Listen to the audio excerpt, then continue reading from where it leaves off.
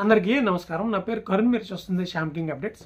Friends, ఈ వీడియోలో తెలంగాణ రాష్ట్ర వ్యాప్తంగా సెప్టెంబర్ నెలలో అమలయ్యే పథకాల గురించి మన వీడియోలు తెలుసుకుంది. వీడియో చివరిదాకా చూడండి, లైక్ చేయండి. మీకైనా డౌట్ ఉంటే కమెంట్ చేయండి, ఖచ్చితంగా నేను ఆ డౌట్ క్లారిఫై చేస్తాను. ఓకే, చూడండి, తెలంగాణ రాష్ట్ర వ్యాప్తంగా 6 గ్యారంటీలు అయితే మనకి ఇచ్చారు. అందులో మనకి ఉచిత bus, gas cylinder, zero current bill, రైతు రుణమాఫీ 4 అయితే అయిపోయినాయి.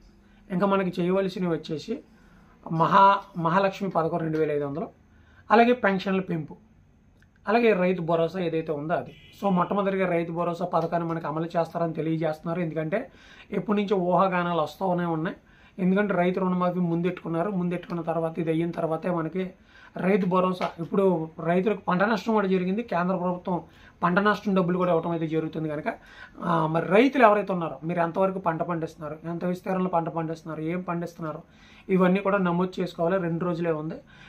ఈ నెల 15తో అయితే ఈ యొక్క పంట నష్టం డబ్బులు అనేది రైతుల ఖాతాలో వేయడం జరిగింది. అట్ ద సేమ్ టైం మనకి మహాలక్ష్మి పథకం కానీ లేదా ఈ యొక్క పెన్షన్ల పెంపు కానీ కార్యక్రమం ఉంటుంది.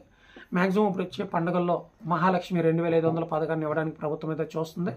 సో ఆ పథకానికి చాలామందికి అర్హులుగా ఎంచింది. ఆల్రెడీ ఆ యొక్క పథకం గురించి అప్లై చేసుకున్నారు కనుక వారికి కూడా డబ్బులు ఇవ్వడం అయితే జరిగిద్ది అనమాట. సో దీనికి ఎటువంటి ప్రాబ్లం లేదు. సో ప్రభుత్వం అయితే అఫీషియల్గా ప్రకటించాలి. ప్రకటించిన తర్వాత ఈ పథకాలు అనేవి రావడం జరుగుతుంది. సో ఎప్పటి నుంచి ఇస్తారనేది కూడా నేను మరో అప్డేట్ వీడియో చేస్తాను. దయచేసి లైక్ చేసి ఛానల్ సబ్స్క్రైబ్ చేయండి. Thank you.